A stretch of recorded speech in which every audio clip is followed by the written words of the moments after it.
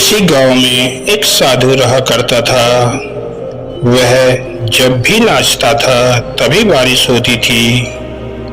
इसलिए गांव के लोगों को जब भी बारिश की जरूरत होती तब यह लोग साधु के पास आ जाते और उनसे अनुरोध करते कि वह नाचे, और जब वह नाचने लगता तो बारिश जरूर होती थी।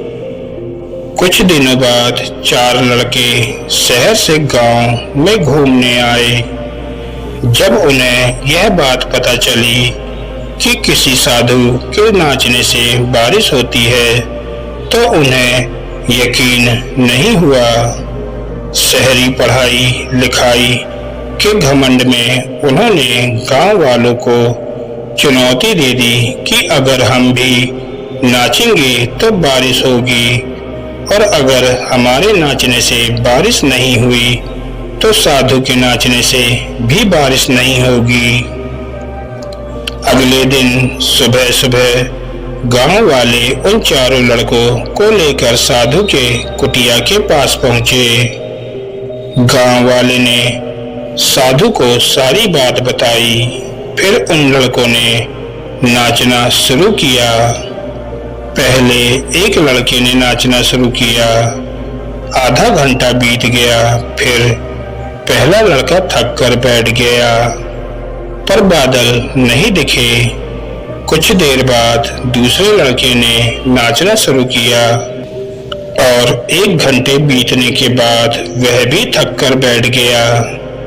बाकी दोनों लड़कों ने भी ऐसा ही किया, पर बारिश नहीं हुई। अब साधु की बारी थी। उसने नाचना शुरू किया। 1 घंटा बीत गया, पर बारिश नहीं हुई। साधु फिर भी रुका नहीं, वह नाचता ही रहा। नाचते नाचते 2 घंटे बीत गए, पर बारिश नहीं हुई।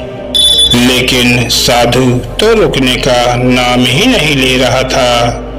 धीरे धीरे शाम ढलने लगी कि तभी बादलों की गड़गड़ाहट सुनाई दी और जोरों से बारिश होने लगी।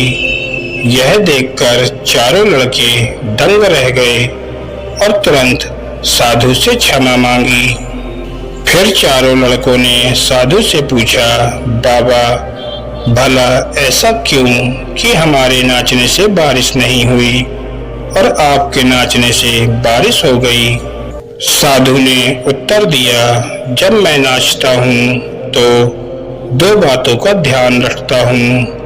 पहली बात तो मैं यह सोचता हूँ कि अगर मैं नाचूंगा तो बारिश को होना ही पड़ेगा, और दूसरी बात यह कि मैं तब तक नाचूंगा जब तक कि बारिश ना हो जाए। सफलता पाने वालों में यही गुण विद्यमान होता है। जिस चीज को करते हैं उसमें उन्हें सफल होने का पूरा यकीन होता है, और वह तब तक उस चीज को करते रहते हैं जब तक कि उसमें सफल ना हो जाएं।